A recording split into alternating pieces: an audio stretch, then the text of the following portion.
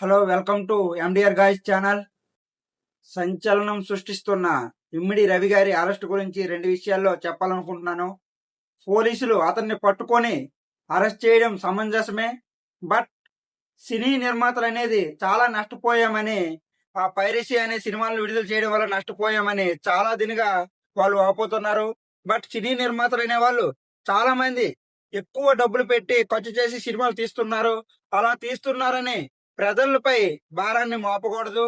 Cinema టికెట్ల రేట్లను ఎక్కువగా పెంచుకుంటూ పోతున్నారు. మధ్యతరగతి అనే వాళ్ళు సినిమా చూడాలంటేనే అమ్మో ఇంత రేటా అని ఆలోచిస్తున్నారు. అందువల్లనే ఈ పైరసీ అనే సినిమాలకి ఎక్కువగా అలవాటై ఉన్నారు.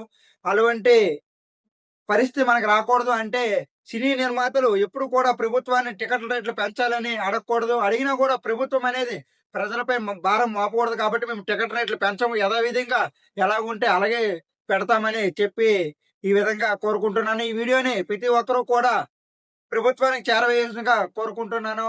అందువలన ఈ వీడియోని ప్రభుత్వానికి చేరవేసి టికెట్లను తక్కువ రేట్లకి యథావిధిగా కొనసాగించాలని నా యొక్క మనవి. లైక్ చేయండి, షేర్ చేయండి, సబ్స్క్రైబ్ చేయండి.